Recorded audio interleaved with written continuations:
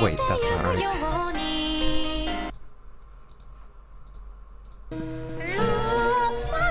That's better.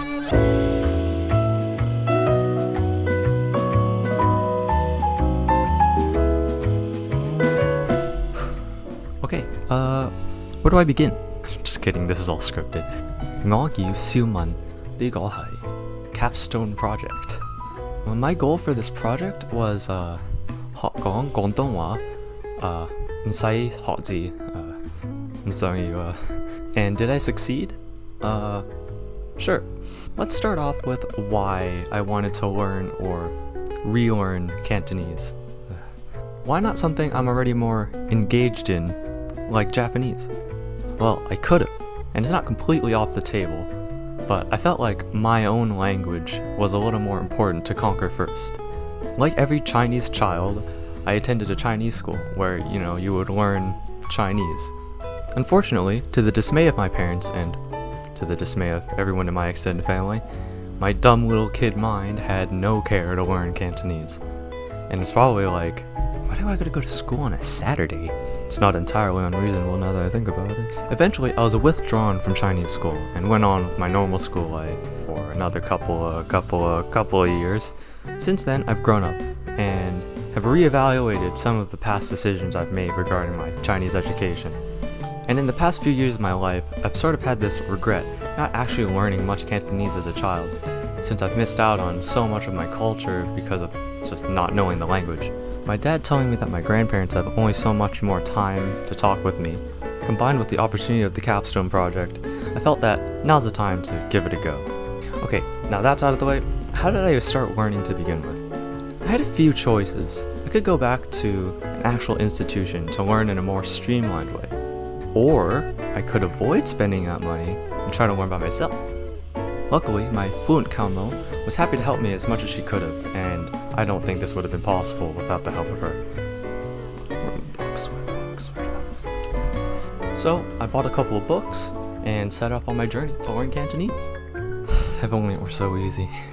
I had a sort of idea of how I wanted to learn, which was to figure out a few key things like what or where, along with some common phrases. So I showed up to my Kamo's place, asked her a few questions, wrote some things down, and... Actually, wait, hold on. You might be wondering, why are there numbers in the subtitles? Since Cantonese is a tonal language, and Mandarin, and the countless other Chinese dialects, the pronunciation of a word can really change its meaning. This is just ignoring the words that are pronounced the same and mean different things, like... There are 3 different ways to Romanize Cantonese, or to write with the Latin alphabet, and the way I chose was called Yuping. In Cantonese specifically, there are 6 main tones. These tones are denoted by, you guessed it, a number. They roughly sound like C, C, C, C, C, C. It's not super specific, and tones are generally in reference to the other words said in the same sentence, so it's not too much of a big deal, but it's still something important and something that I struggle with. As for the letter part, some important things to note are that the J makes a Y sound, gamyat. The C makes a Ch sound, tuhe, and that words like this aren't pronounced man. They're more pronounced mun, like an AH or a U sound. As for the rest, kinda just figured it out. Back to the lessons. I wrote everything in a really strange, incohesive version of Yuping, which doesn't really make much sense to me now, but during then, it gave me an ability to write down the pronunciation of a word. And with a nice page of stuff written down, I was ready to wansu, or so I thought. I studied as much as I could tolerate, but over time, I ran into many times where there was just so much stress from underperforming in chemistry and other school and non-school related things, and Cantonese ended up being pushed to the side a lot. I would still go to my Kamo's place every week aside from the days I couldn't go, but sometimes it would be without any practice since the last session, so progress felt really slow some weeks. By mid-December, I had made progress with my learning, but it was definitely not ideal. And I decided that winter break would be the time where I could get caught up and really get things down. So once the break hit, I had my wisdom teeth removed and couldn't do much for the first week, and then started to get back into it. Since I knew I needed to be consistently practicing my Cantonese to get things memorized, I decided to get this flashcard app on my phone where I can plug in words with their pronunciations and just test myself over and over again. I felt like this really helped me stay engaged in learning on my own, and I definitely recommend using flashcards and a Yuping dictionary of some sort to learn vocabulary. At this point, I had learned a fair amount of knowledge about the language and its weird tendencies. For example, if we say something like mine, we would say 我嘅 in Cantonese, that is spoken. But in written Cantonese, we would say 我的. Things such as how the number 2, yi, is sometimes said as learn in different applications. The differences between 唔該 and 多謝, which I still really don't get. It mostly came down to me trying to get all this knowledge down pat. During one of my lessons, my kamo asks me, 而家幾多點啊? I had forgotten what that meant because it was from an earlier lesson and I forgot to practice it, so I didn't really know, and she explained it to me a second time. This second time, however, she mentioned that there's a certain way of saying the time that doesn't really exist in English. When you ask someone, 而家幾點啊? and they respond with something like 3點15分, you know the time is 3:15, 3 hours and 15 minutes. The hard part is that it'll usually be, oh, 係3點3啊? You'd think, oh, it's 3:03, but no. Since minutes weren't specified or anything, the second 3 is interpreted more as on the 3, like on a clock. Apparently this is pretty widely used and not just for 15 minutes. Take for example 3:35. It could be 3點35分, but it's probably more common to hear 3點7. Kinda strange, isn't it? Well, luckily, that's just for telling the time.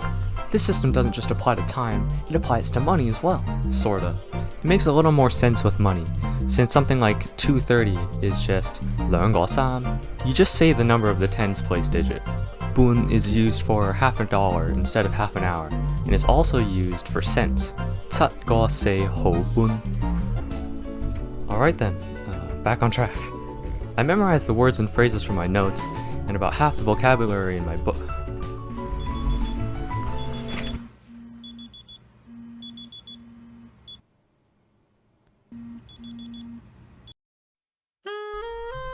I think around the time before winter break, I realized I couldn't go super far with my Cantonese. There's just too much to learn and not enough time to master it unless I really devoted everything to it, which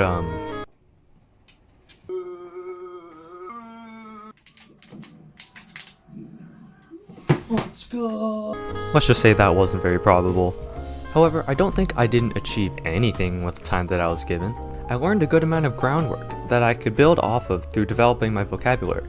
My pronunciation skills now exist, and most importantly, I finally actually tried to learn instead of being like, oh, this is a good idea to learn, or oh, I should do this one day.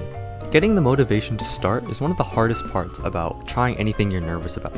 And now that I've overcome that hurdle, I'm gonna try to keep up with my Canto for the foreseeable future.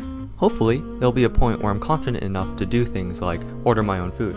You know, things like, hello, 兩個腸仔包唔該，你要唔要多頂盒啊？唔該你講慢啲啊，唔該啊。But yeah, I guess this wraps it up. 多謝你聽我。拜拜。